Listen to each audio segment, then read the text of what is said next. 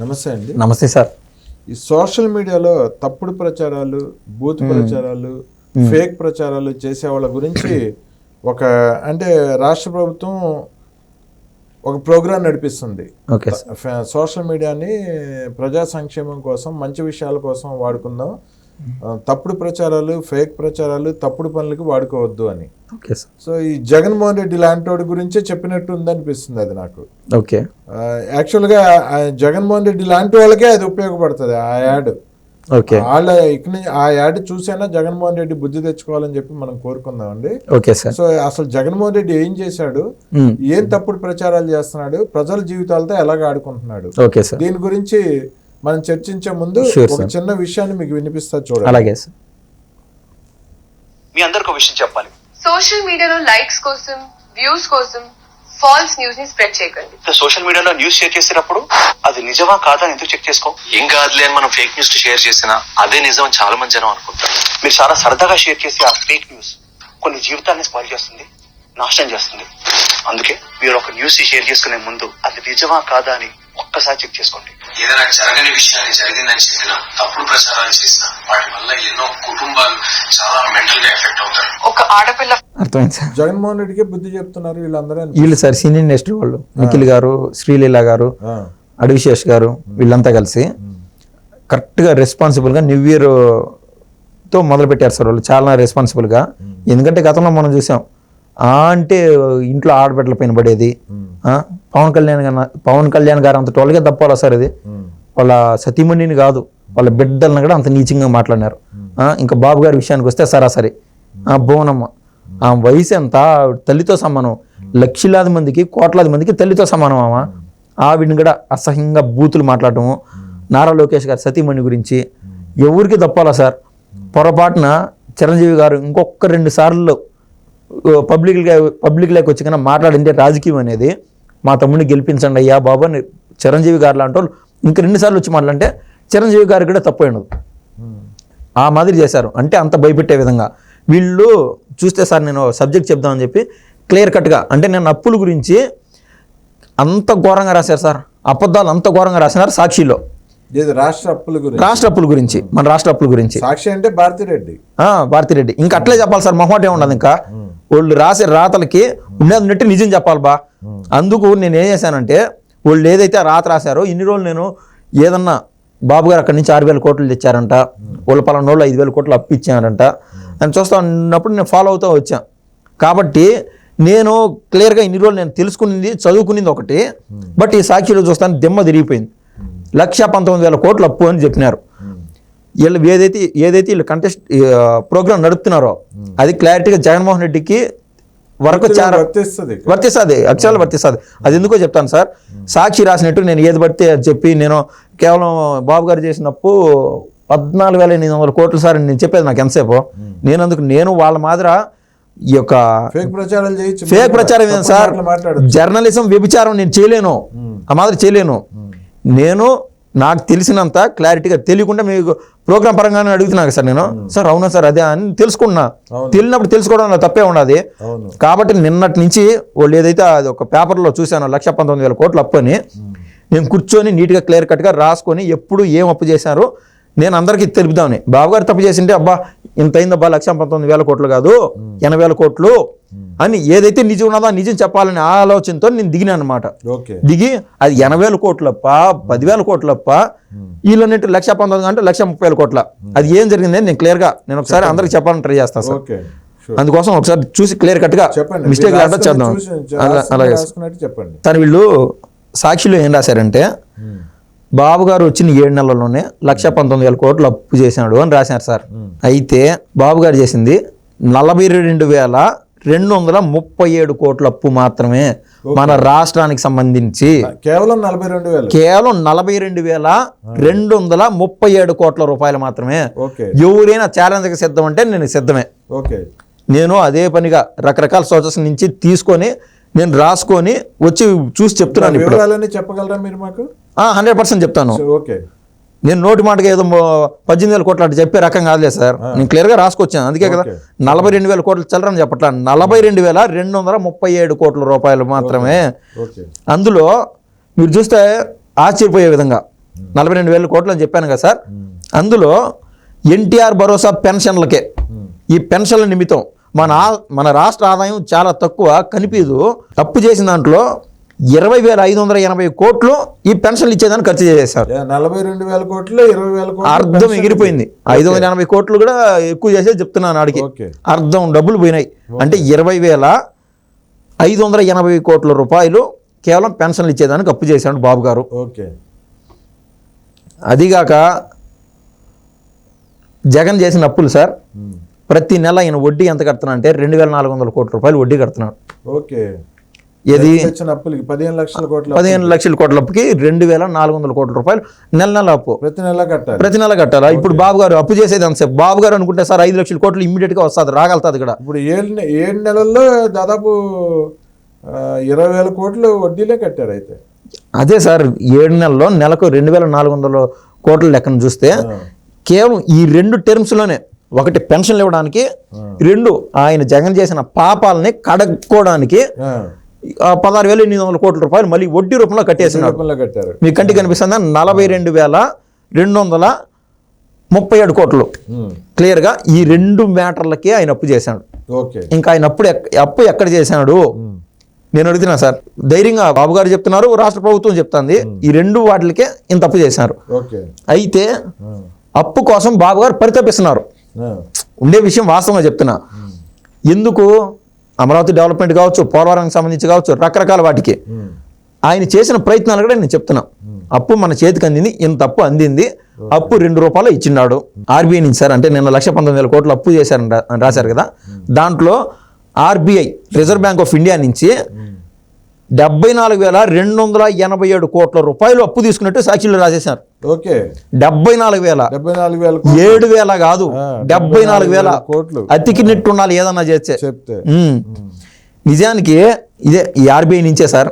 RBI నుంచే 42,287 కోట్లు RBI నుంచి తీసుకునేది. దానికి 74,000 కోట్లు రాసేశారు జూన్ 12వ తారీఖు నుంచి. అది 42,000 కోట్లు తీసుకుంటే 74,000 కోట్లు అని చెప్పి రాసేశారు. అది ఎంత సింపుల్ సార్. తప్పుడు రాతలు సార్ ఇంకా బాధపడి ఆ ఎమోషన్ లేకుండా పోతే ఇది వీడియో ఒక 30 నిమిషాలు 50 నిమిషాలు పోతుంది. అది అసహ్యం సార్. అది ఇవాళ ఇందాక చెప్పారు కదా, హీరోలు హీరోయిన్లు అందరూ ఈ మాదిరి ఫేక్ న్యూస్ స్ప్రెడ్ చేయద్దురా స్వామి. కొంతమంది జీవితాలు ఆరిపోతాయి అని వాళ్ళు ఇంకా తెలంగాణకు పరిగెయడమో, ఎక్కడికో కర్ణాటకకు పరిగెయడమో, ఏది ఉద్యోగాలు నిమిత్తం సార్. మాకు ఇక్కడ ఉద్యోగాలు రావు, ఏమి రావని ఓపి బట్టను 3-4 నెలల్లో రకరకాల ప్రాజెక్టులు తయారవుతున్నాయి. వేరే సోర్సెస్లో జాబ్స్ వస్తూ ఉంటాయి. ఓపిక పడితే మళ్ళీ ఒక చిన్న జాబ్లో జాయిన్ అవుతాం. క్రమేపీ నెక్స్ట్ 1 year తర్వాత ఏదైనా హైక్ ఉంటుంది మంచి కంపెనీకి. ప్రతి ఒక్కటి ఆంధ్ర రాష్ట్రంలో డెవలప్మెంట్ ఉంటుంది, కనిపిస్తానే ఉంటుంది. నేను ధైర్యంగా చెప్పగలుగుతా. వీళ్ళు చెప్పే ఫేక్ న్యూస్కి జనాలు పరిగెత్తున్నారు రాష్ట్రం వదిలేసి. పౌర సరఫరాల శాఖ నుంచి సార్, నాదెండ్ల మనోహర్ గారి శాఖ అది. దాని నుంచి 2,000 కోట్ల రుణం తీసుకున్నారు అని రాశారు. దాంట్లో జగన్ చేసిన అప్పులు, పాత అప్పులు ఉన్నాయి కదా, 16,074 కోట్లని కూటమి ప్రభుత్వం తీర్చింది. వాళ్ళు 2,000 కోట్లు అప్పు చేసిపోయినారు. పౌర సరఫరాల శాఖ ఆయన ఉన్నాడు కదా, ఆయన గుట్కా సారు. ఆ కాలంలో పౌర సరఫరాల శాఖ ఒక్కసారి మీరు పోల్చి చూడండి సార్, మీకు చేతనైతే అర్థమవుతుంది. నాదెండ్ల మనోహర్ వర్సెస్ కొడాలి నాని, వీళ్ళిద్దరు పౌర సరఫరాల శాఖ మంత్రులు. ఎవరు అవినీతి చేయగలుగుతారు, ఎవరు బూతులు తిట్టగలుగుతారు, ఎవరు నెంబర్ 1. వాళ్ళు చేసినప్పుడు వీళ్ళు తీర్చారు. దేనికి తగలబెట్టినారు? వీళ్ళు రాసేది ఎట్టున్నదంటే స్వయాన బాబు గారు జోబులోకి పోయినట్టు, బాబు గారు బ్యాంకు ఖాతాలోకి పోయినట్టు అట్లా రాస్తున్నారు వీళ్ళు. అంటే పౌర సరఫరాల శాఖ నుంచి తీసుకున్న 2,000 కోట్ల రుణంలో రైతులకి జగన్మోహన్ రెడ్డి 1,674 కోట్లు ధాన్యం తీసుకొని డబ్బులు చెల్లించకుండా పారిపోయాడు. అవును, ఓడిపోయి డబ్బు ఇప్పుడు తీర్చారు ప్రభుత్వం. అవును, ఇదేంది? అది అప్పు కిందకి ఎలాగొస్తుంది? జగన్మోహన్ రెడ్డి చేసిన అప్పుని ఒకదాన్ని తీర్చారు. ఇది అందరూ బాగా గుర్తుపెట్టుకోవాల్సిన విషయం సార్. మనం వింటానే ఉన్నాం కదా, హడ్కో రుణము 11,000 కోట్లు రాష్ట్రానికి వస్తుందో వచ్చిందో అని వింటా ఉన్నాం. మధ్య మధ్యలో సాక్షి చూస్తాం కాబట్టి కన్ఫ్యూషన్ స్టేజ్లో ఉంటాం. దాని గురించి చెప్తున్నాను. అమరావతికి హడ్కో ఇచ్చే రుణం 11,000 కోట్లు. దాన్ని రాష్ట్రానికే సంబంధం లేదు. సిఆర్డిఏ అమరావతి భూములు నమ్ముకొని వాళ్ళు తీసుకున్నప్పుడు తీసుకుంటారు. దాన్ని డెవలప్మెంట్ బేస్ చేసుకొని సిఆర్డిఏ ఆ నుంచి వసూలు చేసుకుంటుంది. రాష్ట్ర ప్రభుత్వం ఖజానా పైన రూపాయి కూడా భారం పడదు. 11,000 కోట్లు ఇచ్చేస్తుంది రాష్ట్ర ప్రభుత్వానికి. దాంతో వీళ్ళు అమరావతిని డెవలప్ చేసుకుంటారు. అదంతా ప్రభుత్వం ఇష్టం. కానీ ఒక్క రూపాయి కూడా ఇంకా చేరల రాష్ట్ర ప్రభుత్వానికి. ఆ, ప్రభుత్వం చాలా సార్ 11,000 కోట్లు కూడా తీసేసుకున్నాడంట బాబు గారు. ఆ. చేతన ఇదే ప్రూవ్ చేయండి రా అంటున్నారు అది వీళ్ళు. కూడా సిఆర్డీఏ తెస్తుంది 11,000 కోట్లు అవును. రాజధాని కోసం. వాళ్ళు రాజధాని భూముల నుంచే దాన్ని క్లియర్ చేసుకుంటామని చెప్పి వాళ్ళే చేస్తున్నారు. అవును, రాష్ట్ర ప్రభుత్వానికి దానికి ఏమి సంబంధం లేదు సార్. అయ్యి స్వయం ప్రతిపత్త సంస్థ అంటారు చూడు, ఆర్బీఐతో సమానం సిఆర్డీఏ కూడా.